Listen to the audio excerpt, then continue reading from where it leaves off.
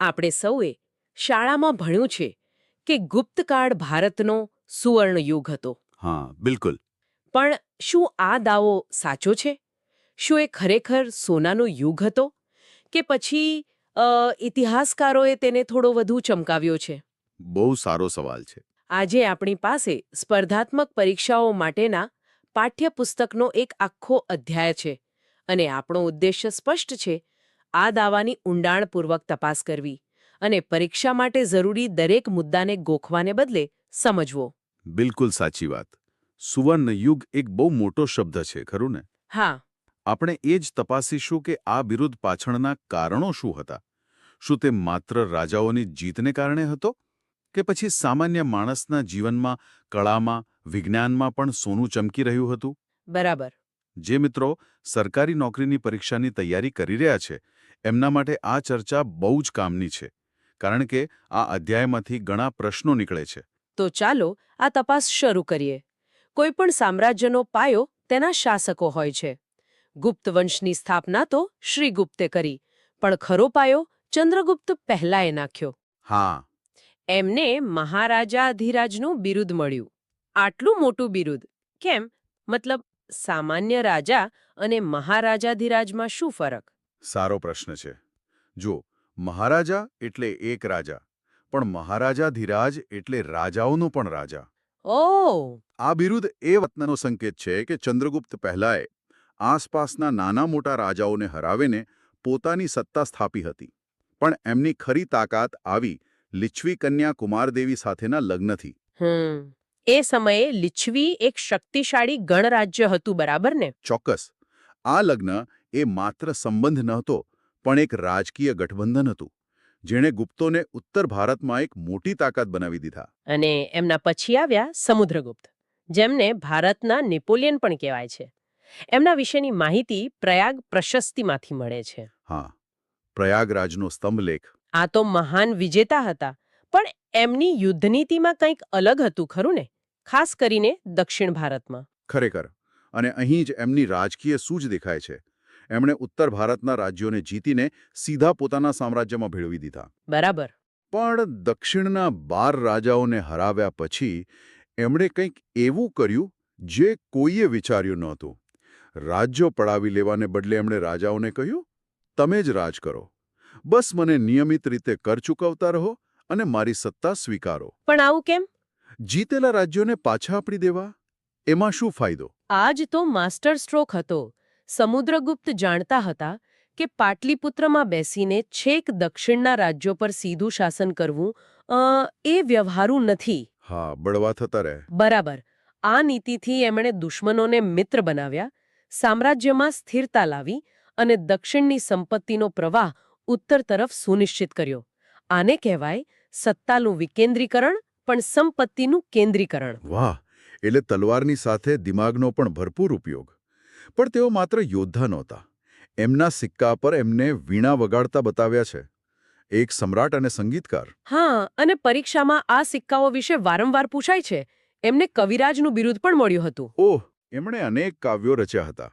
આ દર્શાવે છે કે ગુપ્ત યુગ માત્ર યુદ્ધોનો નહીં, પણ કળા અને સંસ્કૃતિના વિકાસનો પણ યુગ હતો.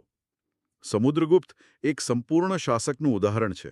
સમુદ્રગુપ્ત પછી આવ્યા એમના પુત્ર ચંદ્રગુપ્ત બીજો, એટલે કે વિક્રમાદિત્ય. એમના સમયને જ ગુપ્તકાળનો સુવર્ણકાળ કહેવામાં આવે છે. એમણે શકારી જેવું બિરુદ ધારણ કર્યું હતું. હા, શકારી એટલે કે શકોનો નાશ કરનાર. આ શક ક્ષત્રપ કોણ હતા? સદીઓથી પશ્ચિમ ભારતમાં શાસન કરતા આ શાસકોને હરાવવા એ ગુપ્ત સામ્રાજ્ય માટે આટલી મોટી વાત કેમ હતી? જુઓ, શક ક્ષત્રપો મૂળ વિદેશી શાસકો હતા, જે લગભગ 400 વર્ષથી ગુજરાત અને માળવાના પ્રદેશ પર રાજ કરતા હતા. એમને હરાવવા એ માત્ર એક જીત નહોતી. તો પછી શું હતું? આ વિજયથી ગુપ્ત સામ્રાજ્યની સરહદો અરબી સમુદ્ર સુધી પહોંચી ગઈ. ભરૂચ અને ખંભાત જેવા સમૃદ્ધ બંદરો એમના હાથમાં આવ્યા. ઓકે, એટલે વેપારનો રસ્તો ખુલી ગયો. બરાબર. જેનાથી યુરોપ અને મધ્ય પૂર્વ સાથેનો વેપાર શરૂ થયો. આ વેપારથી જે ધન આવ્યું, એણે જ સુવર્ણયુગનો પાયો નાખ્યો. એમણે શું નોંધ્યું? ફાહિયાને ગુપ્ત સામ્રાજ્યના વહીવટના ખૂબ વખાણ કર્યા છે. એમણે લખ્યું છે કે લોકો સુખી હતા, ગુનાખોરી લગભગ નહોતી અને લોકો પર કરનો બોજ ઓછો હતો. પણ અહીં એક વાત સમજવા જેવી છે. ફાહિયાન બૌદ્ધ યાત્રી હતા, એટલે એમણે જે જોયું તે પોતાના દ્રષ્ટિકોણથી લખ્યું. પણ શું આ સુવર્ણયુગ સમાજના દરેક વર્ગ માટે હતો? પાઠ્યપુસ્તકમાં સામાજિક વ્યવસ્થા અને જ્ઞાતિ પ્રથા વિશે પણ ઉલ્લેખ છે. શું એ દૃષ્ટિએ પણ આ યુગને સુવર્ણ કહી શકાય? આ ખૂબ જ મહત્વનો પ્રશ્ન છે. અને સાચું કહું તો સુવર્ણયુગનો અર્થ એ નથી કે સમાજમાં કોઈ સમસ્યા જ નહોતી. બરાબર.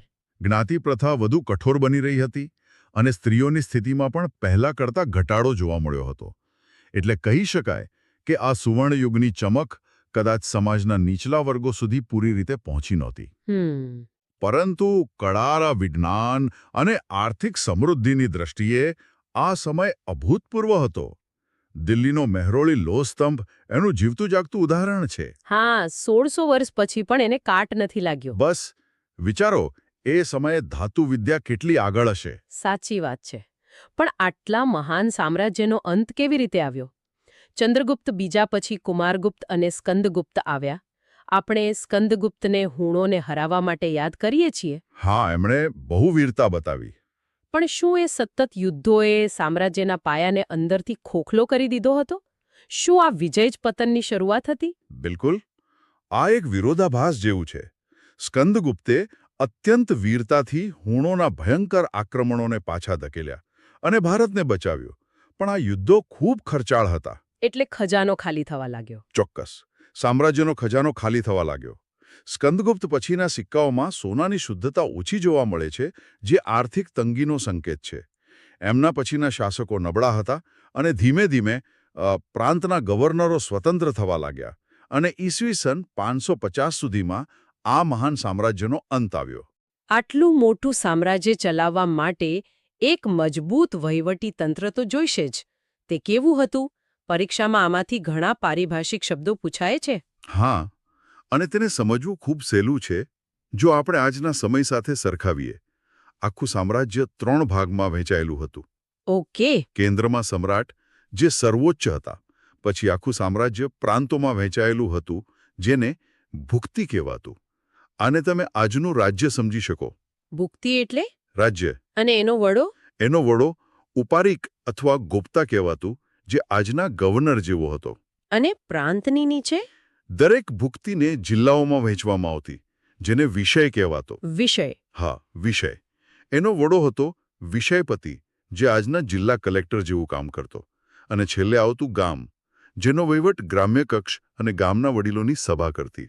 મતલબ કે એમનું વહીવટી માળખું કેટલું વ્યવસ્થિત અને આધુનિક વિચારસરણીવાળું હતું. બિલકુલ. આટલી આર્થિક સમૃદ્ધિ હોય ત્યારે સ્વાભાવિક છે કે સમાજમાં કળા, સાહિત્ય અને વિજ્ઞાનને પણ મોકળું મેદાન મળે. શું ગુપ્તયુગમાં આ સમૃદ્ધિની અસર સાંસ્કૃતિક વિકાસ પર દેખાઈ હતી? દેખાઈ જ નહીં, પણ એ ચરમસીમા પર પહોંચી હતી. આ જ ગુપ્તયુગની સાચી ઓળખ છે. ઓકે. વિજ્ઞાનમાં આર્યભટ્ટને જુઓ. એમણે દુનિયાને શૂન્ય અને દશાંશ પદ્ધતિ આપી. એટલું જ નહીં, એમણે સદીઓ પહેલા કહી દીધું હતું કે પૃથ્વી ગોળ છે અને પોતાની ધરી પર ફરે છે. ગજબ! વરાહમિહિરે ખગોળશાસ્ત્ર પર બૃહદ સંહિતા જેવો ગ્રંથ લખ્યો. વાગ્ભટ્ટે આયુર્વેદમાં અષ્ટાંગ હૃદય સંહિતા રચી. અને સાહિત્યમાં તો મહાકવિ કાલિદાસ, જેમના અભિજ્ઞાન શાકુંતલમ વિશે કહેવાય છે કે વિશ્વ સાહિત્યમાં તેનું સ્થાન અજોડ છે. બિલકુલ. કાલિદાસની રચનાઓ જેમ કે રઘુવંશમ અને મેઘદૂતમ આજે પણ એટલી જ પ્રસ્તુત છે. આ ઉપરાંત મંદિર નિર્માણની શરૂઆત પણ ગુપ્તકાળમાં જ થઈ. સ્થાપત્ય, શિલ્પકળા, ચિત્રકળા દરેક ક્ષેત્રમાં અદ્ભુત પ્રગતિ થઈ. સારનાથની બુદ્ધ પ્રતિમા હોય કે અજંતાના ચિત્રો, એ આજે પણ આપણને મંત્રમુગ્ધ કરી દે છે. સાચી વાત. આર્યભટ્ટ અને કાલિદાસ, આ બે નામ તો પરીક્ષામાં લગભગ દર વખતે કોઈને કોઈ રીતે પૂછાય જ છે. તો ગુપ્ત સામ્રાજ્યના પતન પછી શું થયું? શું ભારતમાં રાજકીય અંધાધૂંધી ફેલાઈ ગઈ? ત્યારે ઉત્તર ભારતમાં એક નવા સિતારાનો ઉદય થયો, સમ્રાટ હર્ષવર્ધન. હા, ગુપ્ત સામ્રાજ્યના પતન પછી લગભગ 50 વર્ષ સુધી ઉત્તર ભારતમાં અસ્થિરતા રહી. હર્ષવર્ધને એ અસ્થિરતાનો અંત આણ્યો અને ફરી એકવાર એક મજબૂત સામ્રાજ્યની સ્થાપના કરી. એમણે થાણેશ્વરથી શરૂઆત કરી હતી ને? હા, થાણેશ્વરથી શરૂઆત કરી અને કનોજને પોતાની રાજધાની બનાવી. હર્ષવર્ધનને પ્રાચીન ભારતના છેલ્લા મહાન સમ્રાટ માનવામાં આવે છે. એમના સમયમાં પણ એક ચીની યાત્રી યુએન શ્વાંગ ભારત આવ્યા હતા. એમણે હર્ષવર્ધન વિશે ઘણું લખ્યું છે. યુએન શ્વાંગના વર્ણન પરથી જ આપણને હર્ષના શાસનની મોટાભાગની જાણકારી મળે છે. એમણે લખ્યું છે કે હર્ષ વહીવટ પર જાતે નજર રાખવા માટે રાજ્યનો સતત પ્રવાસ કરતા. તેઓ પોતે પણ એક મહાન લેખક હતા. નાગાનંદ, રત્નાવલી અને પ્રિયદર્શિકા નામના 3 નાટકો એમણે લખ્યા હતા. વાહ! અને એમની દાનવીરતા તો અજોડ હતી. દર 5 વર્ષે પ્રયાગમાં મહામોક્ષ પરિષદ ભરીને પોતાના શરીરના વસ્ત્રો અને આભૂષણો સુદ્ધા બધું દાન કરી દેતા. 1 મિનિટ. એટલે કે ઉત્તર ભારતનો આટલો શક્તિશાળી અને અજેય મનાતો સમ્રાટ દક્ષિણના એક રાજા સામે હારી ગયો? આ તો બહુ મોટી વાત કહેવાય. બરાબર પકડ્યું. આ ઇતિહાસની એક નિર્ણાયક ક્ષણ હતી.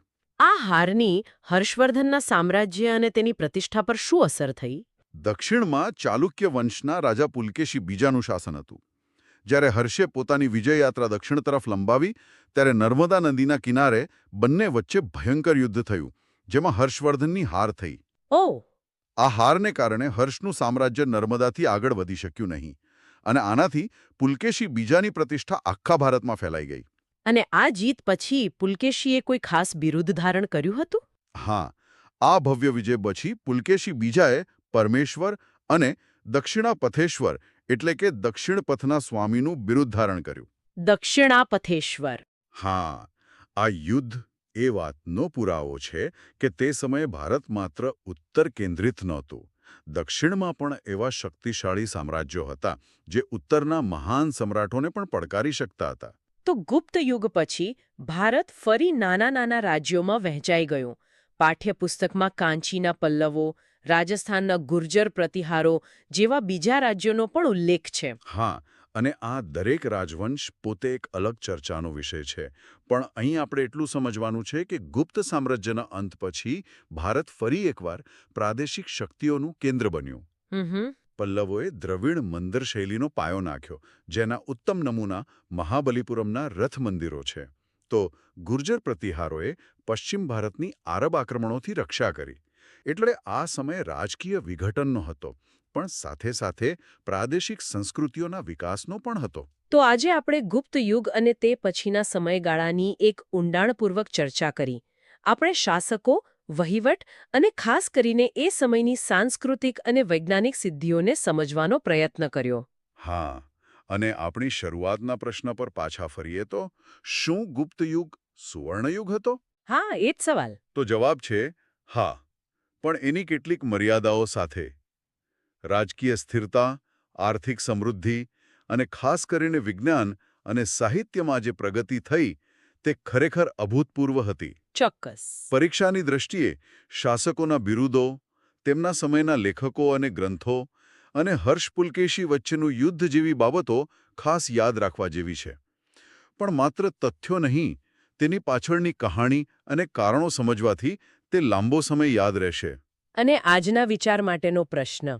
આપણે જોયું કે ગુપ્તયુગમાં ધાર્મિક સહિષ્ણુતા હતી, વિજ્ઞાન અને કળાને પ્રોત્સાહન મળતું હતું અને શાસકો પ્રજાના કલ્યાણનો વિચાર કરતા હતા. ઇતિહાસના આ સુવર્ણકાળમાંથી વર્તમાન સમય માટે આપણે શું બોધપાઠ લઈ શકીએ? આ પ્રશ્ન પર વિચાર કરજો. ફરી મળીશું એક નવા વિષય સાથે.